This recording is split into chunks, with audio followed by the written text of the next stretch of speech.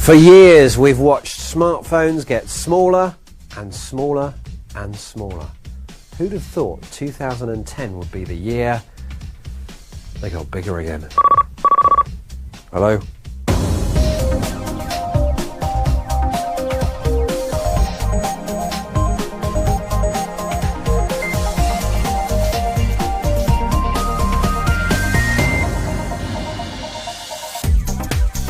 This week, Click starts its look back over a pretty eventful year in tech, beginning with the tablets that have taken the world by storm, and an examination of how the newspapers are going to deal with them. We're also at the football, the tennis, in outer space, and we're whizzing around in tomorrow's transportation. That is 2010 in a Click-sized nutshell.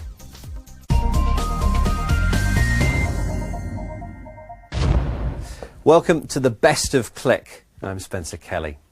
2010 was a memorable year in technology for many reasons, but possibly it was most memorable for the resurgence of the tablet computer. Now, Apple was the first to breathe new life into this dead form factor. Its tablet was first out of the gates by a country mile. But what would it be called? The iSlate, the MacPad? Ian Hardy was there at the launch to find out. Everyone waiting outside a small San Francisco theatre had a pretty good idea about why they were there, despite the fact that Apple, in its usual way, had given no hints beforehand about what to expect. There's been speculation about everything from a new iPhone OS to an overhaul of the iLife software suite, but it's tablet talk among techies that has been rampant online and off for months, if not years. Steve Jobs did not disappoint. And we call it the iPad. That's what it looks like. It looks just like this. The iPad, possibly the biggest launch of the year? Of course, now we've got enough tablets to kill the world with just about anything. But cast your mind back to last Christmas, and it was Amazon's Kindle which was setting the world alight. Now you could be forgiven for thinking that the tablet computer will kill demand for the e-reader, but maybe it's not that black and white. Certainly when Dan Simmons travelled to Eindhoven in May, he discovered one of the first that was adding a dash of colour. E-book readers. Has there ever been a technology that was so popular and yet looked like it was from the wrong century? Yes, they're great to read from, but even a ZX81 seemed quicker, and surely it's time we at least added a bit of colour. No, to the e-readers. And this is it. It's a prototype of one of the first colour e-readers. It may look like an LCD screen, but it has the qualities of an e-reader. It's easy on the eye and it doesn't need a backlight. It's also much more responsive, offering anywhere between 1 and 60 frames per second. And that means that it can also run video. When was the last time you saw an e-book reader shift ink around the page at that speed? I think the key thing here is that we actually bring the best of both worlds together. On the one side, there's the LCDs. They bring video, they bring color. We know that from our TV screens. And on the other side, there's the electrophoretic displays, which bring low power consumption and readability under all lighting conditions. None of these technologies brings both of these together, and that's what we do. So how is the speed and colour achieved? The technology inside these screens is called electrowetting, and it's coloured oil that's being used rather than ink. In a normal e-reader, the black ink is pulled to the surface or pushed into the background by electromagnetic charges, creating the black and white display. An LCD screen works differently. Liquid crystal displays, like our laptops, have several colour filters and need a backlight. A gate opens to allow the light to shine through the relevant filters, but here just a third of the backlight is used to provide a red pixel. With electrowetting, 3 layers of coloured oils are pushed back and forth to create the specific colours. The advantage is that much more of the backlight passes through each pixel, which helps make the screen 3 to 4 times more efficient. And just like a black and white e-reader, it works without a backlight as well. While LCDs compete against sunlight, these screens bounce that light through the oil filters back at the reader. So the brighter the sunshine, the brighter the screen. And that switch between reading in sunlight or in the dark can be managed automatically. While the refresh rate needed to achieve movement means these screens use more power than a classic e-reader, the company ultimately sees them as replacing all the screens we use. This is still work in progress. The colour experience isn't quite as sharp as existing e-readers, and video, especially fast-moving video, can leave some aberrations on the screen, a sort of ghosting effect, which the company's working on to reduce.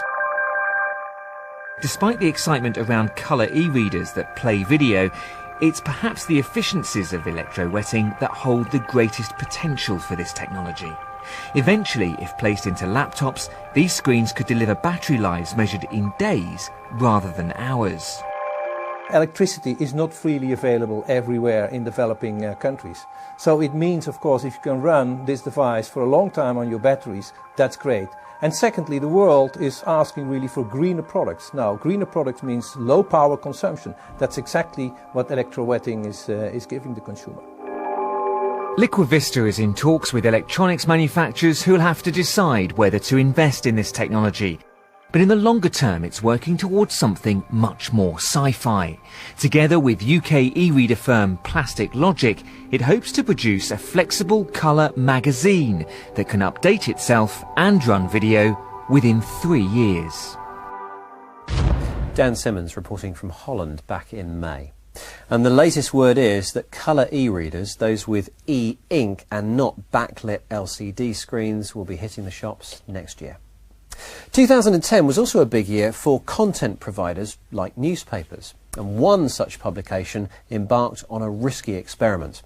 The owner of The Times, Rupert Murdoch, decided he was fed up giving stuff away for nothing, so he stuck up a paywall. Would readers just up sticks and go somewhere else? It's a gamble which was watched by David Reed. Go down to the former home of British newspapers and you get a sense of what a world would feel like without them. Fleet Street is still shorthand for Britain's press. The street itself, however, is now denuded of papers. The major titles have long since moved to offices elsewhere. The buildings, however, still have the names of the papers above the doors, which is sort of symbolic really, because newspapers are now under so much competition from the internet that across the world they're in crisis, and no one's really sure what to do about it. Here people are getting their news the old-fashioned way, buying it with real money. Ain't that quaint? People used to pay for their news, many now don't online, and newspapers, well, they're feeling the pinch of giving their content away on the web. Fed up with the free riders, the New York Times and Rupert Murdoch's News Corporation have said they're going to charge online.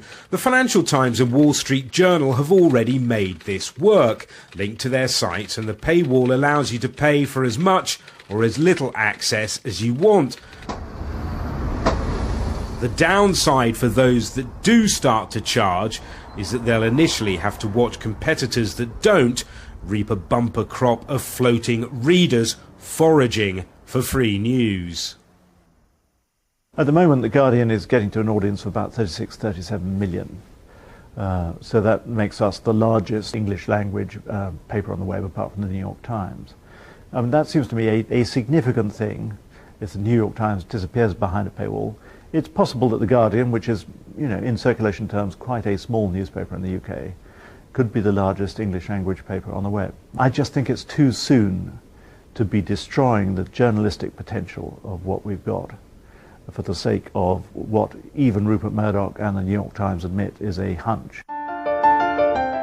If hunches are all that anyone's got, that's because disruptive technologies like the internet have a habit of wrecking what went before without revealing what will replace them. What newspapers have really been struggling with is what's our destination? What is going to make it a sustainable business? For the last few years they've been hoping they'll find a way. They've had some interesting ideas, some interesting models, but no one has the answer yet. If there indeed is an answer, it may be that we're moving towards different models for different types of news media. I don't think you have to spend more than about 10 minutes on the web to see where the threat is going to come from. What the web is doing to a newspaper is to completely unbundle it. So there are lots of web entrepreneurs who look at a newspaper and say, well, we can do the sport, we can do the crosswords, we can do the opera. And those young entrepreneurs are just praying that newspapers go behind a paywall, because that means they will be the open bit with a much lower cost base, and newspapers will be consigning themselves to what I think of as oblivion. Is this then the future of newspapers, unbundled into discrete cottage industries? Who knows? It might give journalists a future, but serious journalism needs solid institutions to protect it and stand toe-to-toe with power. Otherwise, the future could look like Fleet Street, where many of the old powerhouses of print are now owned by investment banks. When was the last time one of those stood up for your rights?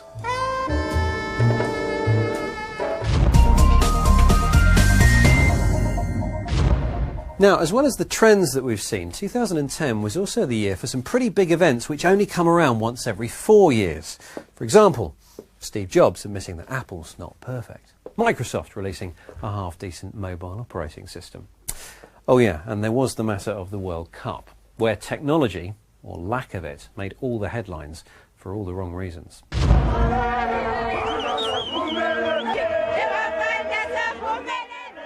Even in the run-up to the finals, there was a taste of what was to come. This, the moment the referee missed Thierry Henry's handball in France's qualifier against Ireland. Moments later, France scored, putting them through and Ireland out of the tournament. Then, in the finals themselves, there was the infamous disallowed goal in England's game against Germany, as well as other egregious refereeing errors. Thus, it seemed the argument for goal line tech was lent an almost unstoppable momentum, prompting even the tech skeptics to rethink their positions.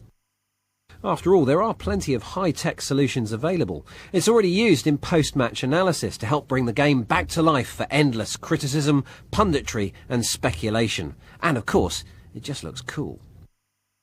But live match tracking technology is a serious business. Matches, reputations and huge sums of money rest on making the right call. And every sport which has already employed such tech has taken its time to satisfy itself of its reliability. This system, called Kairos, the goal is bathed in magnetic radiation, one magnetic field in front and one behind. The ball contains a sensor which can detect which field is stronger. When both are equal, the ball has completely crossed the line. And the Hawkeye system is now used in cricket, rugby and perhaps most famously, tennis. And the innovation in tennis doesn't stop there, as Richard Taylor discovered when he went down to its most prestigious tournament, Wimbledon. Some things are genuinely timeless. And at first glance, it's easy to believe that the world's oldest tennis tournament, now in its 133rd year, is just that. But gaze beyond the bronze busts, the mounds of strawberries and the general fusty veneer, and you'll actually find a world teeming with more tech than you can throw a racket at. For the best part of 2 decades, the Leviathan of the tennis world has joined forces with the granddaddy of computing, IBM. Overlooking each court is a team of students turned data collectors focused on logging every moment of the action. The guy in the middle quite literally calls the shots. Centre in, forehand in. Which are then logged by 2 colleagues. One who uses a special keypad to log the type of shots in a rally, the other entering detailed information about exactly how the point was won. From the courts, the data makes its way down some 35 miles of cable to the Wimbledon Information Centre in the annals of the All England Club. Here another crack team awaits to crunch the data some more, making it available to players and coaches and other outlets, the Wimbledon website and other online and traditional broadcasters. Good news for those in the outside world, perhaps. But what of the hardy tennis fans who've made the long trek down to this elegant corner of southwest London? Now, there's a fair chance that more spectators coming to Wimbledon will be in possession of one of these, a smartphone, than will be clutching a ticket to one of the coveted show courts behind me. But this year that's all been taken care of, thanks to a new mobile app that brings you closer to the action than ever before. Think On the Day Concierge meets Access All Areas Pass. This is the IBM Seer, an app for both Android and iPhone users, which really does take full advantage of the latest technologies embedded in the handsets. Using a combination of GPS and a phone's built-in compass, the app brings augmented reality to the entire complex. By superimposing a virtual layer over the real-world environment, users on site can do everything from finding the nearest toilets and food outlets to checking out the scores on various courts as they hove into view on the handset. They can also see Twitter feeds from IBM personnel, who even post updates about the length of queues at taxi ranks. But the pièce de résistance is using the app to see behind walls. With a tap of the screen, tennis lovers in the complex, but perhaps stuck in a queue to get into one of the courts, can now see for themselves what's actually happening, courtesy of live video streams. Unfortunately, the system is at the mercy of the network, and in practice the video which I saw was, well, patchy at best. Nevertheless, it's easy to see that once the bandwidth issues have been sorted out, an app like this could have significant commercial value. For years, the broadcasters have also provided technology which is truly cutting edge to improve the coverage for those who can't make it down to the hallowed turf of SW19. Recently, broadcasts have been made available in high def, and within a year or two, 3D is set to make its mark as well. Not just for broadcast, but also as part of a richer and more interactive viewer experience.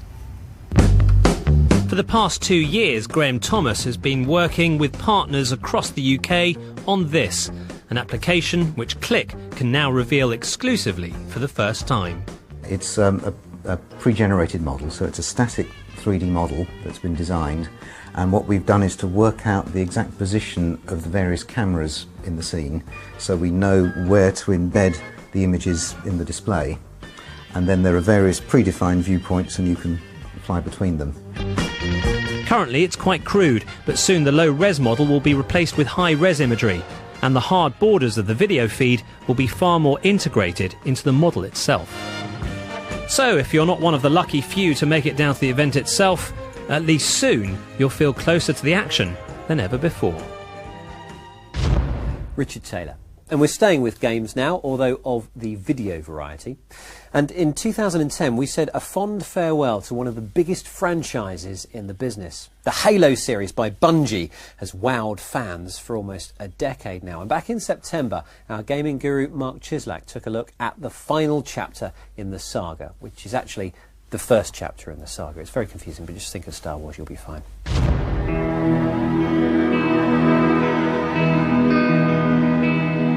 And now, the end is near. The end is indeed near for Halo as we know it. The game's developer Bungie's 9-year association with the sci-fi first-person shooter series it created is about to end.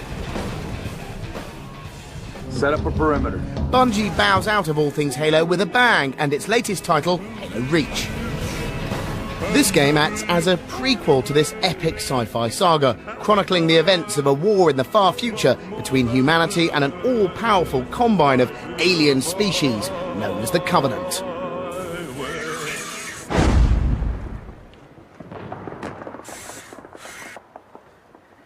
The player adopts the role of a genetically enhanced super soldier known as a Spartan. There's one over there. These guys are kind of like a spaceborne SAS, Delta Force and Navy SEALs all rolled into one, sporting this season's most fashionable power armour in a host of dashing colours. This time out, the player isn't just a lone wolf stalking the futuristic battlefields. You play as part of a team of Spartans, engaged in a host of varied missions across the surface of the doomed human colony planet Reach. As with all Halo games, the player can jump into and control a variety of vehicles, from the off-road Warthog to helicopter gunships, and in one particularly nice sequence, even take the controls of a Sabre space fighter.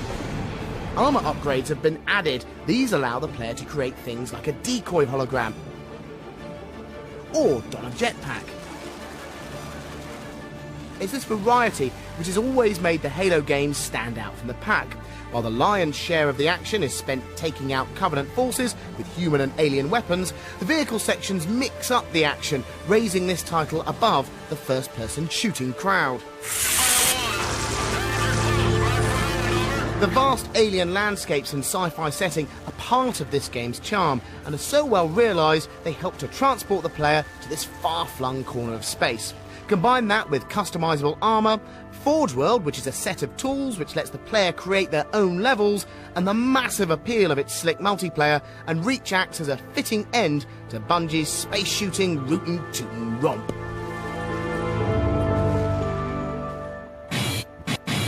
Now that games developer Bungie is out of the Halo business, what happens to the stars of its games? Those spacefaring super soldiers, the Spartans. Life in Civvy Street presents numerous opportunities.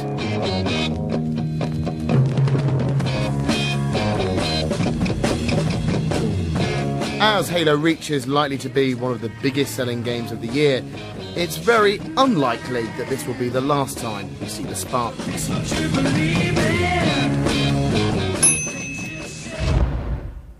Mark Chislak behind enemy lines.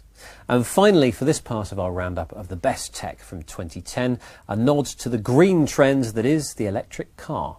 Now, in this year, both Mitsubishi and Nissan released fully electric cars, ones that you can plug into an electric socket. The Nissan Leaf finally went on sale this month, but back in April, I took a test drive in the very first one to be made.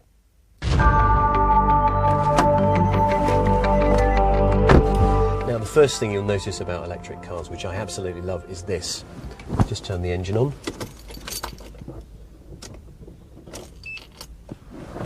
Absolutely no noise.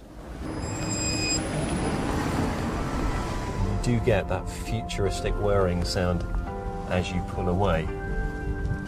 Now, I have to be honest, I was expecting to sit in an electric car and get a really different driving experience to that of a normal car. It's not that different.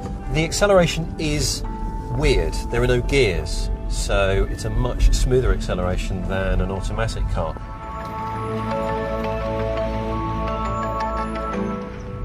So you have a 100-mile range approximately in one of these. That's no good if you are a long-distance driver, especially at the moment when there are pretty much no charging stations around. The braking is regenerative, which means that as you hit the brake pedal, the energy that you create is being put back into the battery. Ooh, don't want to knock a cone, not with everyone watching, not while we're being filmed. Whoops! Oh, you dig the cones! Now, this has the working engine in, but over here we have more of an idea of what the finished car will look like. And the first question you need answered is, where's the lecky go? Well, here you go. You've got two sockets here. The smaller one is for home charging. Now, if you plug it into your home mains electricity, it could take a number of hours to charge. Or, if you're lucky enough to find one of the quick charge stations Nissan are hoping to put up around the country, you can use a fat socket. And there you can charge the car up to 80% of the battery capacity in about half an hour.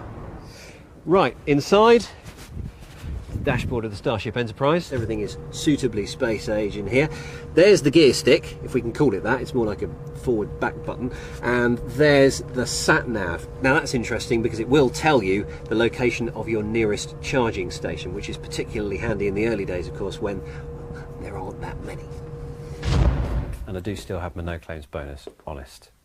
Okay, that's it for this week, but next week we conclude our tech roundup of 2010, the year when 3D TVs finally went on sale in the US and Europe, and when you could play a big title console game without the console and control the game without a controller. Would have been crazy talk 12 months ago. Standard issue today.